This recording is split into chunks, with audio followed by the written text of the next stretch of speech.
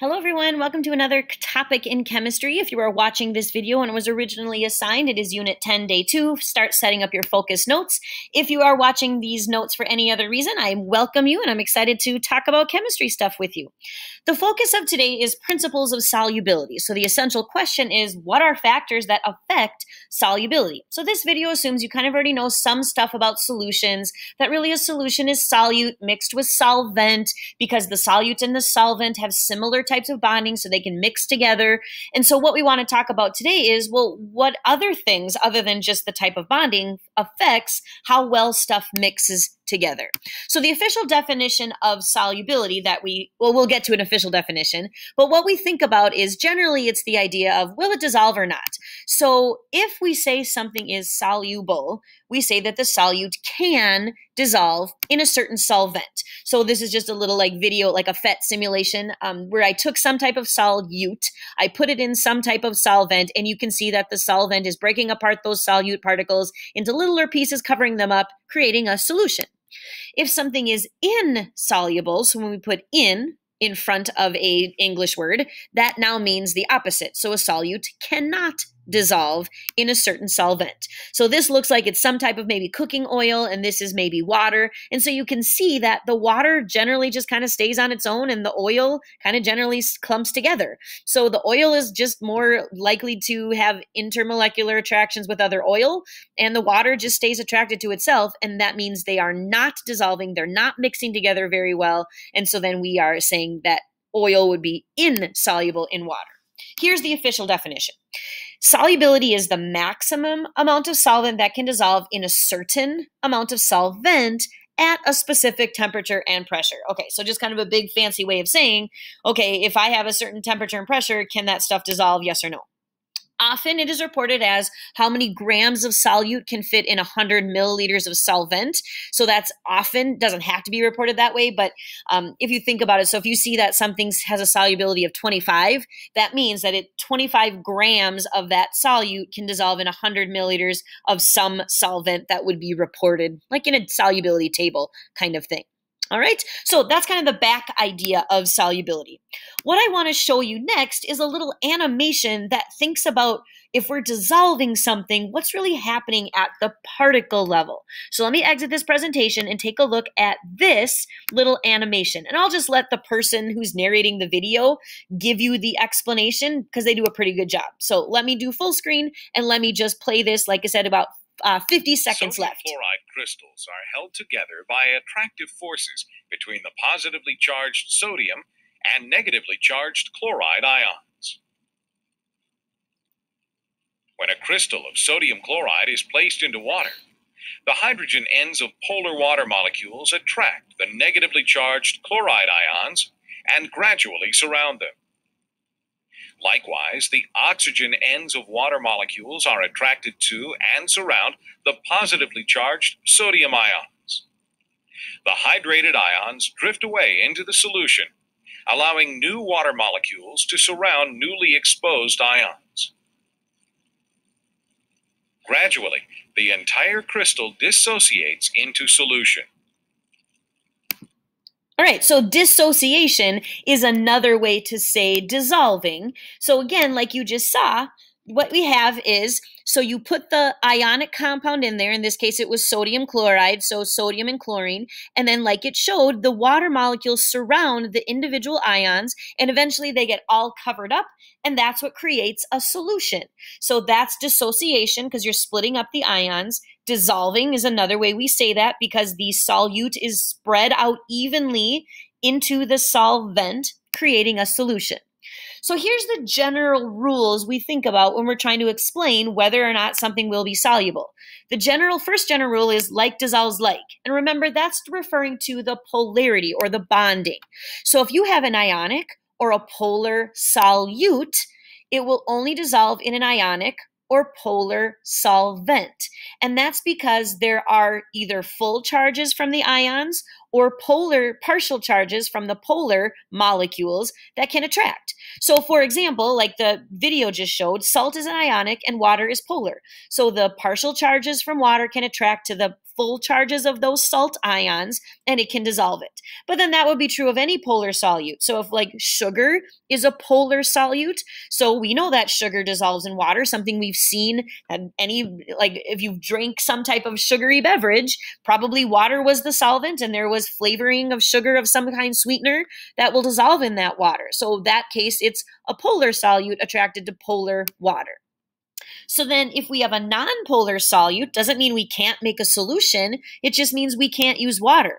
So a nonpolar solute will only dissolve in a nonpolar solvent because there's no charges. Otherwise, the solvent would just be attracted to itself. It wouldn't want to mix with the solute. So an example is Sharpie. So if you've ever gotten like Sharpie ink on your clothes or even on your skin, water doesn't usually just rub it off, right? Like sometimes you can rub it off like actually rubbing your skin cells off, but like if it gets on your clothes, you need to use something else. So an example is rubbing alcohol. So rubbing alcohol can take off Sharpie marker, like ink if you get it somewhere, because these two things can mix together. So that's our first general solubility rule, like dissolves like. Go ahead and do a level 1 question about dissolving, solubility stuff, the definition of solubility, insoluble, soluble, any of those level 1 kinds of questions, something about those notes so far. Think about our notes, process, take a break, come back when you're ready. All right.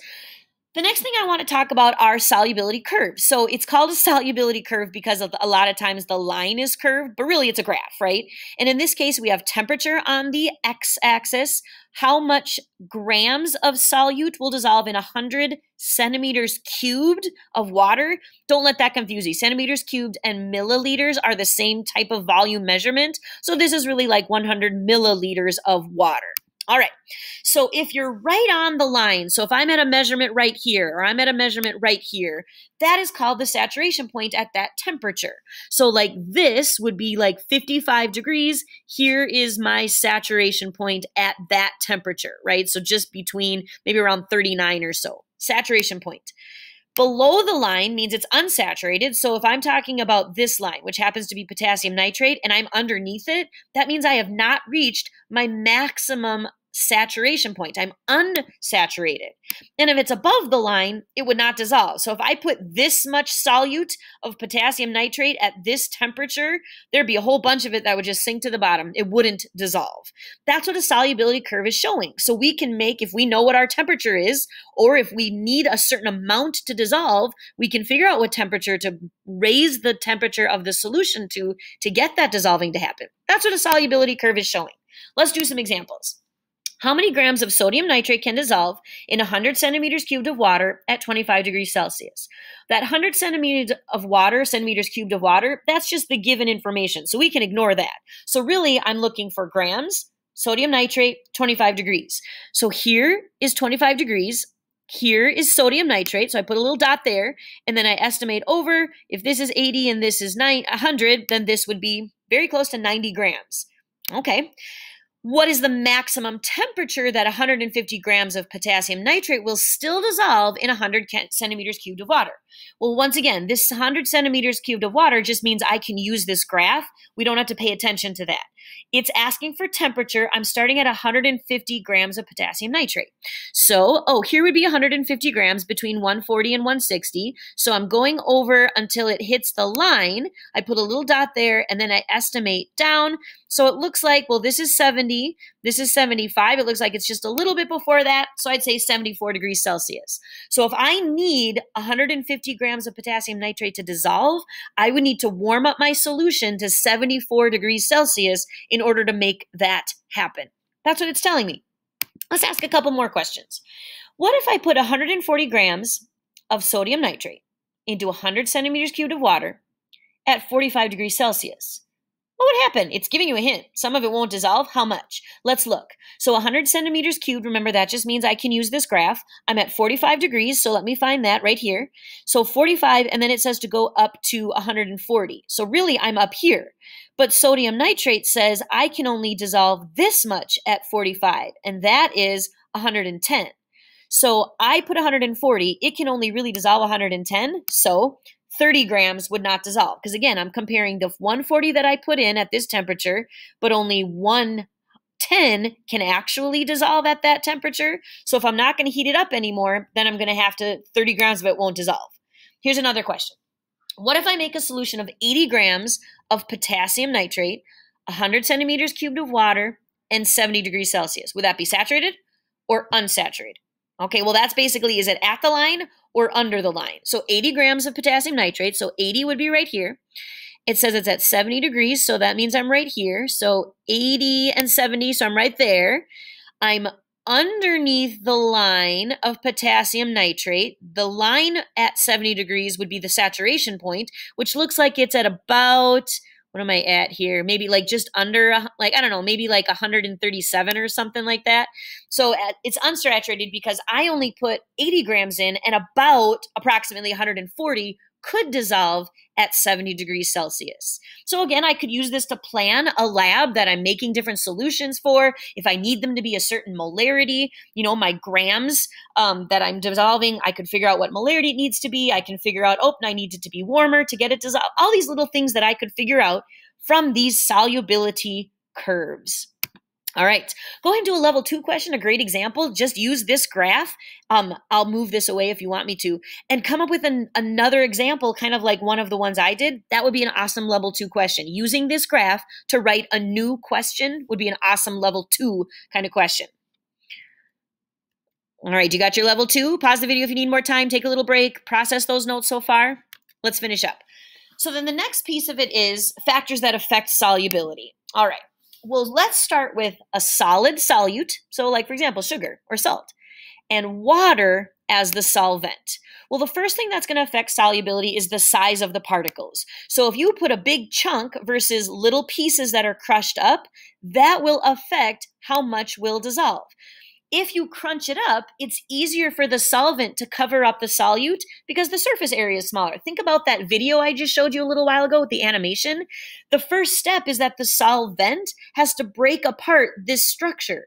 Well, if you've already broken up the structure a bunch, you've done a lot of the work for it. So that means it will dissolve more quickly, and you might even be able to dissolve more if the solute particle size is smaller. So that's one thing that affects solubility. Smaller particle sizes, generally you'll be able to dissolve more, dissolve faster. Another thing is agitation or stirring, shaking, something like that, right? So that's what I mean by agitation. In some way you are disturbing the particles.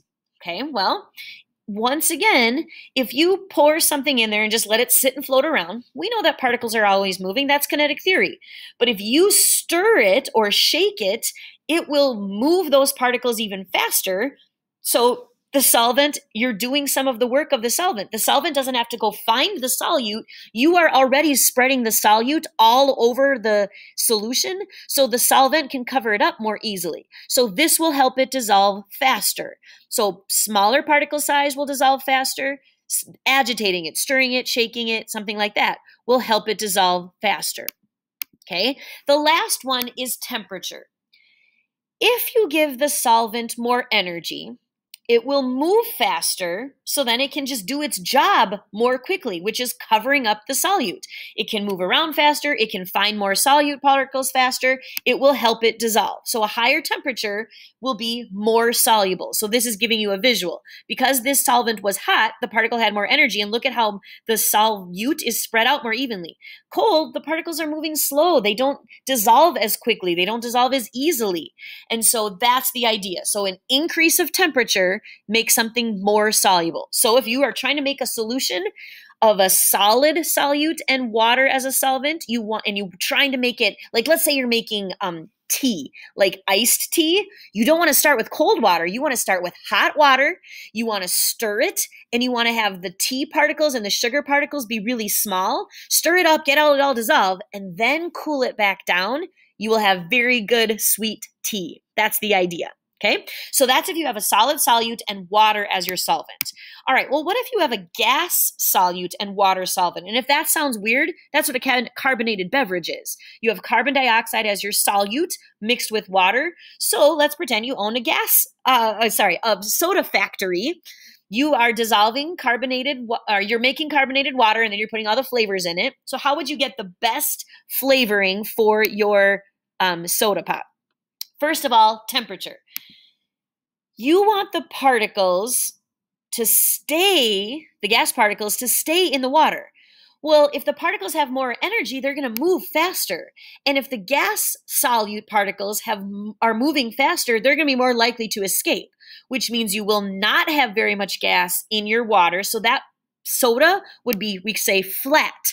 So it'd be less soluble in higher temperatures. So in your soda factory, you want to keep the temperature low because then the particles are going to stay, they're going to move slower. So then those gas particles that are inside the water, they're going to be less likely to escape. So once you take the cover off, right, those particles want to move. They want to move all over the place. So if they're colder, they will move less. Okay, so that's one option. Keep it colder, you'll get more gas to dissolve in the water. The second thing is pressure. So gas particles are affected by pressure. So think of it this way. Solubility, how much can dissolve, is directly proportional to the pressure above the solution. Okay, that sounds fancy. So imagine it this way. If there's more pressure above the solution, you can keep more stuff inside the solution.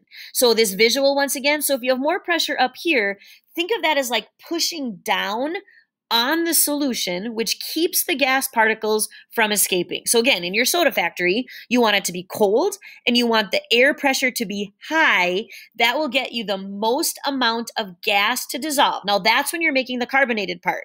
But then, this is tricky. If you want the flavoring to be really like a strong flavor, really sweet, then you're going to first have to, maybe first you make your base solution, like the flavoring, and that you want it to be high temperature, small particle sizes, you want to shake it up. Then once you make your base solution, then you go to the soda factory and then you make the temperature low and the pressure high, and then the gas particles will stay inside that solution a lot better. So if the particles are cold, they'll move slower, so they're less likely to escape. If the pressure above the solution is higher, that will keep the gas particles from escaping, push them back down. So it's like this pressure that I want. And that's why, like when you shake up a bottle that's sealed, you can even feel that pressure building up because those particles are trying to leave. So as long as you leave the cover on, those particles will stay in there and it'll still be fizzy. But once you take those particles off, those particles that you have, you've shaken it up so that now those gas particles have more energy, so they're leaving. As soon as you take the cover off, those particles will want to shoot out of that small space to get to lower pressure area so that they are not so crowded. So all of that goes together. Factors that affect solubility. So when we're talking about gases or solids in water, there's just a little bit of the conversation that's a little bit different. All right. Go ahead and do your level 3 kind of question, a prediction, a defend, something like that. Pause the video, think about our notes so far, write a level 3 type of question. Come on back when you're ready. That is the end of these notes, so go back and finish any Costa questions. Write a summary that answers today's EQ, and then if you're watching these video notes when they were first assigned, just some other things that are happening specific to our class, you do have that solutions practice. The second page of it goes with today's notes. The first page went from day 1 notes, so go back to that if you need to. The second page goes with today's notes. You can now finish it, ask questions as needed, and submit it. You also could do some unit practice problems because they help you process the new notes you just took. You can check answers, ask questions if you get something wrong and you don't know why, but that gives you a nice opportunity for processing that information. And that's it. Thanks so much for learning about more chemistry stuff with me. We'll see you next time.